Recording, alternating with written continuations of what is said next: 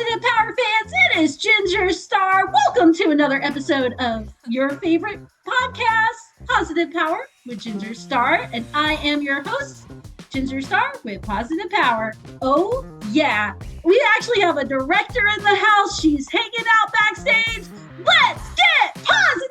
Hey guys, it's Ginger Star. Welcome to another episode of Positive Power. That one's going to go on for several seasons. I'm a big fan of anime myself. As a matter of fact, I kind of grew up with the 90s anime. Oh, acceptance. We haven't even talked about acceptance.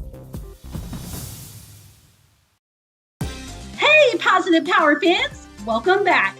So as I said, we got another OG director in the house, and she is from Los Angeles, California. Sassy Mohen, welcome to the show. How are you doing today? Hey, thank you so much for having me. I'm doing great. I'm loving everything about what's happening right now. We need so much positivity in the world right now. That was amazing. Thank you. And I hear that you're a director who really motivates people. You are all about women empowerment. How did you get involved in that? Wow, that's a great question. I don't know if anyone's asked me that directly before. When I started directing so many years ago in high school and college, there weren't any scripts that people were writing that I really wanted to make. You know, at that time it was like lots of men and then me in the film world, or at least the film worlds I was in. So I just started kind of writing what I knew, writing what my friends knew, writing for those types of people. And from that, I just kind of fell into it, to be quite honest. I started seeing that filmmakers, like real true directors, they have kind of like you said, like a vision, you know, like Sean Baker's one of my favorite directors, and he does films about sex workers and that sort of field. And like Ava DuVernay does things about Black rights and African-American rights. And I realized I was like, what am I passionate about? I'm passionate about women's rights because I think that, you know, we're equal, we're human, we're awesome. So I just sort of honed into what made me happy, and it kind of blossomed into this whole career that I'm so grateful and thankful for. It sounds like you've got like a lot of training behind the scenes. So before we get to the commotion that everybody's talking about, this big movie that you have coming out, I really want to get to the bottom of like, where did you go to school? Like, or did you have like, you know, just kind of like a natural niche or something like that? Like, what was the background of the Fabulous Sassy? Thank you. That's a great question. So I wanted to be a film director since I was a little kid. You know, I knew I wanted to do theater, film. I went to a really awesome public middle school and high school that helped foster what your goals were, what your inclinations were. And I started directing there. And then I got into Chapman University here in California. And while I was at Chapman, you know, I made my first feature film, which was an indie film, and it's actually streaming on Amazon Prime now. It was a insanely hard project to take on. It was me, you know, I was 19, so was everyone else involved. And we learned so much in the process, and we ended up making our money back and getting distribution and launching some careers. And, you know, how I sort of stumbled into it was, I think, like not taking no for an answer. There's so many people who want to shut the doors in your face, especially when you're young, you know, and also when you're young, you don't know the rules and you're kind of brazen about stuff. And I just sort of always knew I wanted to do this. So whenever anyone tried to stop me, I just said, well, that's your opinion. I'm going to go do this, you know? And so that's kind of how I got into it. I mean, it's been a long, crazy ride. I got into professional filmmaking through social media and branding, you know, about like, 2012. And through that, you know, people started hiring me to make commercials and make content for whether they were singers or they lawyers needed commercials, you know, politicians needed content done. And that's how I was able to segue from sort of amateur filmmaking, which I had done from college up to that point, to professional filmmaking. I can go into more details if you want, but that's sort of the brief synopsis of the story. What was the name of that indie project? Can you tell us a little bit about the film? Yeah, it's called Happy Holidays. Right now on Amazon, Happy Holidays, the director's cut is streaming.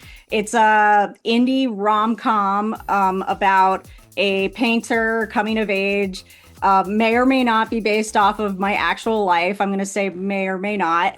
But, you know, it's about a girl in college who's struggling with moving on from her past and embracing her future and moving to a new part of the country. And it actually, like, you know, it launched my career. The composer of it, he just won his third Oscar for Sinners. You know, the editor of it, he just edited the John Wick movies, and one of the produces HBO now. And, you know, we were having people like PayPal us to get this money. Yeah, it's a really sweet story. It's Christmas themed. It's about growing up, and it's truly that those emotions you have when you're 18 years old. There's no other way, you know, when like your first love and you break up and it's like the most devastating thing, and no one knows love like you do, like, you know, that type of thing. All of that is exactly what that film is from a very 19-year-old's perspective. You know, I myself just so happen to be a big fan of the holidays and Christmas. So I'm just going to throw this out here. If you do ever have another holiday film, like, please consider me for casting. For sure. For it, right? Yeah, absolutely. Plus, there's so many holiday movies being made. I would not rule out that I would do another holiday film. There's like a 80% chance that will happen in my lifetime. Positive Power fans, if you guys want to see Sassy Mohen do another holiday movie and make, you know, your girl Ginger star in one of her films, we're just going to throw it out there. Comments below if you want to see it happen. Maybe we'll talk to the director and see what happens in the future. After these messages, Positive Power will be right back. What's wrong with that? Oh, hold on.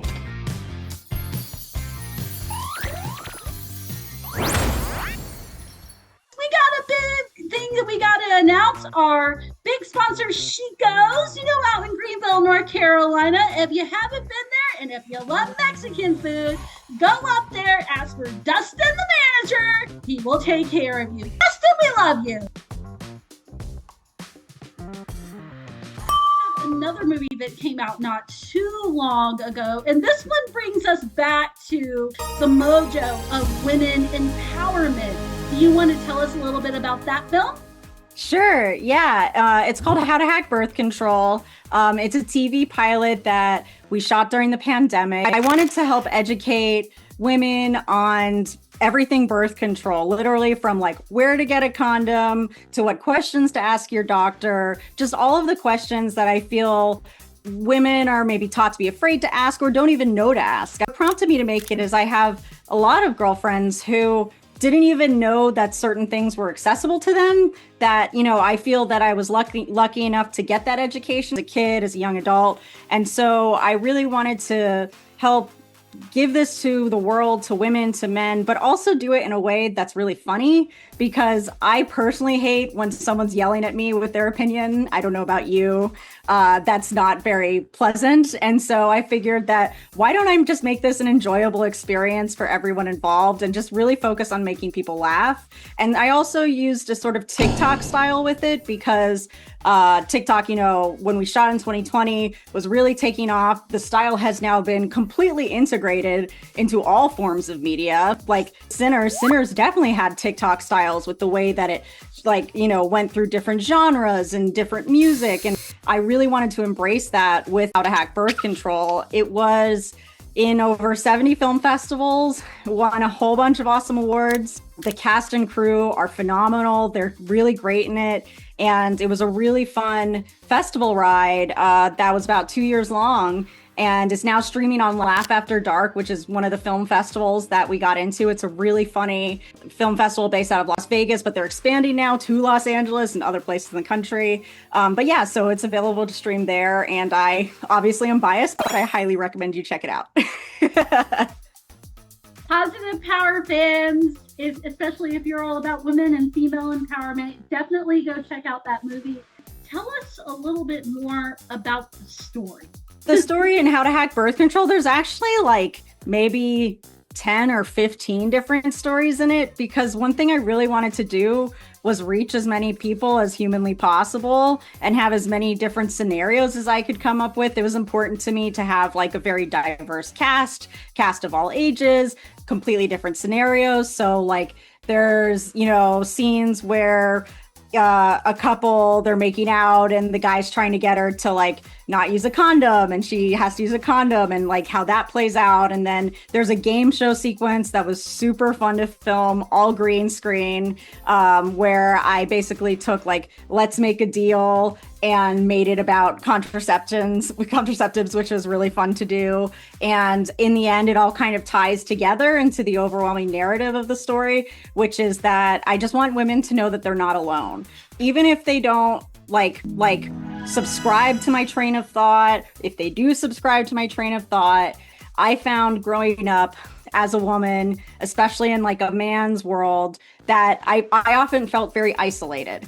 And I realized as I got older that many other women feel this way. And if we all kind of just acknowledge that we're all in this together and that we're not actually as isolated as we think we are. And that's really what the message of How to Hack Birth Control is that, you know, you're not alone, even if you feel that way, and you should feel empowered to be yourself, whatever expression of that, you know, may be. And so when it comes to story, I usually do traditional narratives. How to Hack Birth Control is very much like sketches, you know, a bunch of sketches sort of stitched together to try to do this overwhelming narrative. Yeah, it gives women a voice. So in a sense, yeah, that's what this story does. It gives us a voice as women, and it gives everybody a different perspective on, you know, what we go through, like on a day-to-day basis. I'm curious, because I know you do the directing. Do you help write the scripts as well, or do you have an entire team over there? I am also the writer. Yes, I'm the complete writer. I have an amazing team of people who I work with, like different producers. The post team I work with, like the sound designer I've worked with, we've worked together for 18 years now. You know, the VFX artist I work with, there's a lot of VFX in How to Hack Birth Control, let me tell you. But he and I have worked together for decades. So, you know, I basically, you know, I direct, I write, I produce, and I edit, but I could definitely not do this alone. My husband helps out on all my projects. Like he assistant edited How to Hack Birth Control. He's also there like supporting me through everything that I do. So, you know, directors are the captains of the ship, but you need the entire crew to get it done. That is absolutely right. There's no I in team, as they say. And yes. when you have a good crew and when you have a good team, I personally think the product is 10 times better than if you were to do it all alone. You can't do it alone. You can't. Yeah. It's hard. It's too hard. Especially when you have a team that, you know, that's been with you for many years. You have a dialogue. I mean, that's the thing too, is that with these people that I work with, so many of them, it's nice because, you know, you don't have to explain yourself and you're like, can we try it like that? And because we've worked together so long, they know what I'm thinking. But what's most important for me with my team members is for them to bring their own creative expertise to the project, because I'm just one person with one outlook. But I love when other people can contribute to that and provide me their outlook. And then together, it just becomes so much better than it could have been to begin with. So I love just working with other artists who just want to try things, you know, instead of being limited. Like trying things is just so fun. It's scary, but it's awesome. The website is birthcontrolhacks.com. You can also get there through my site, sassymohen.com, or just Google How to Hack Birth Control. It's out there. I guarantee that you'll find it. And I like to guarantee that you'll laugh. You'll have a good laugh while you watch it. Remember when you didn't fuck until marriage? Neither do we. If you find abstinence only isn't working for you, got it. Congratulations, you're a human being. You wanna get a condom? And turns out, just like men, there's plenty of ways for women to have lots of sex without getting pregnant. There's a whole world of birth control options, and we've got the best one. If you're unable to keep your birth control sitting pretty out in the open, don't let that stop you. A prescription for morning after pill. I cannot sell that to you. That doesn't change your pharmacist's civic duty as an American. God bless. Watch out for tricky dicks. Unless you're artificially inseminating with a turkey baster, it takes two to tango. I've heard the utter hypocrisy of these pro-choicers. The concept of family has become one of abstract chaos. Thanks, babe. Where are you going? If Eve had stayed put and not questioned her place, we would still be in paradise. You're gonna be back, right? It used to be a hassle to get control of your own life and body. Not anymore. But in order to find out what works for you, you'll have to sample and try some. What's this? Just like in dating, you don't have to get married at the first swipe. I'm so happy for you. Where are the women of dignity, grace, humility, and subservience? The women who honor and respect the family and who appreciate the advantages that they inherently own as women. It's going to make my boobs get bigger. They are out there, make no mistake. If we don't stand up for ourselves now, the power of femininity will not be repressed. It will not be contained, and it will not be silenced. You don't have to feel ashamed, scared, or guilty because you want to get laid. Secrets out, women want to have lots of sex too. Tune in next time on How to Hack Birth Control when we show examples of the lesbian female orgasm. Wait, really? Probably not, but only one way to find out. Hey, I love a good laugh, and I'm all about the comedy. So, guys, Positive Power fans, I am going to put those links below. She's going to give them to me. So if you guys want to go check it out after this interview, I would definitely encourage you to do so. And speaking of other films, I know you have another one that's getting ready to come out. It's going to be coming out next year, right? No, we're shooting it next year. It'll most likely be coming out in 2028. It's a film called On the Hook. It's a drama. We're right now in the middle of casting. I'm so excited because we got Bailey Bash. She's one of the leads in Avatar. Jenna Davis, who's the voice of Megan in the Megan franchises, the doll movies. As my husband calls it, Mithrigan. She's an amazing singer, super talented. And it's funny because the character she's playing is an influencer, is over the top. So we've got these phenomenal actresses as two of the leads. And we're right now casting the antagonist, who we have an offer out to, a big actor. I'm not going to drop the name because we don't know whether or not they'll say yes to be continued. But once we get those casting, the main cast lined up, we get the financing and we get to shoot it. So it's been an interesting process. You know, it's going to be a $1.5 million movie. It's my biggest movie as to date. And I'm just so excited to be making it. It's an road trip film. It's, you know, but it's about, like, all my projects about women and about, like, it's really a coming of age story about this main character who's dealing with the loss of her mother that happens to take place while she's trying to save her best friend's life from driving her from Houston, Texas to Las Cruces, New Mexico. So yeah, it's got all the themes that I love: women empowerment, motherhood, friendship, growing up, college, what to do in today's world, because today's world is truly insane. So, you know, it's funny, it's sad, it's uplifting, it's all of the things that I personally think make great movies, and I'm so excited to film it. Is there any chance that we could possibly get an interview with the cast once the film is ready or close to release time? Yeah, of course. I mean, this will probably be in a year plus, but definitely I will hit you up and we'll see what we can do. Positive Power fans, if you want us to interview her cast and her team, please let us know. And hey, you know, if you're into auditions, go find her stuff and, you know, audition. Now, I have to ask, is there any piece of advice that you would personally give for someone who wants to be in the field and the career that you're in today? Yes, it would be to never give up. I mean, one thing that I will say about this field, I remember my first class at Chapman, my first film school class, the professor said, day one, he said, look around you. No one is going to make it that you're looking at. You're not going to make it. And, you know, my reaction, like he said, you know, this industry is hard. Everyone here is going to drop out. And me being me, in my head, I said, challenge accepted. I will take that bet and I will prove you wrong. And that's kind of like the attitude you sort of have to have. Everyone is ready to tell you how bad you are, to not hire you, to give you laundry lists of reasons to not let you in the door. There are amazing people that you can find that I feel so blessed and lucky to have found in my career. So when you want to work with someone, don't just work with the first person who says yes. Work with someone who you actually get along with, who shares your outlook in the world, who shares your attitude. You're talking about positivity. I'm a huge fan of that. Like my publicist, Nadine Jolson, she's amazing. And the reason that I chose her years ago is because of her positive attitude. Because I thought, you know, if she's so positive, I bet that the people she works with are also similar to that. And that's the type of attitude that I want to surround myself with and get jobs through, right? Because those people are probably going to work with people who are also nice people.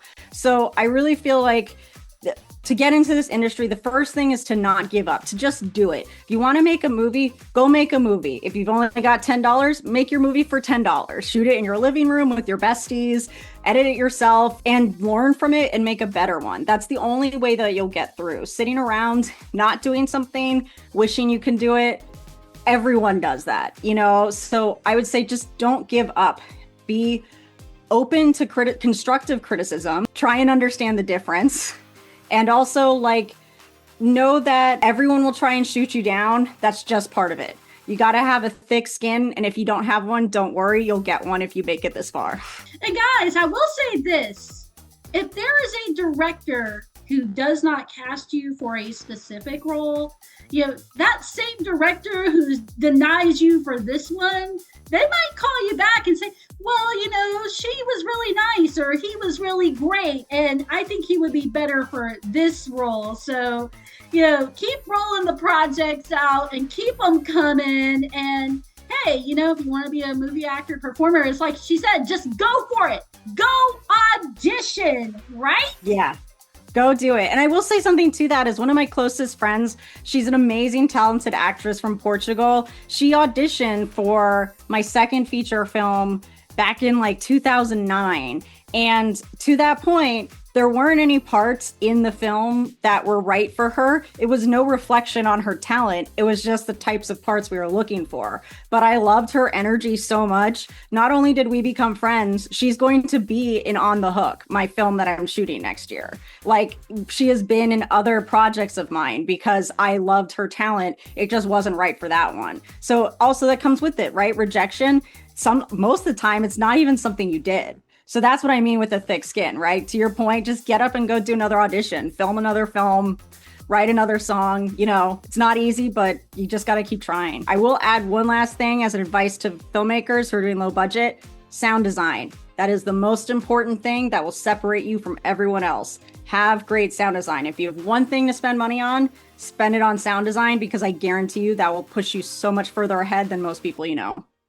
So guys, that is all the time we have on the podcast today. Sassy, I want to thank you for coming in. Guys, don't forget to hashtag Fabulous Sassy on Positive Power. So as always, guys, stay positive. All right, guys, we're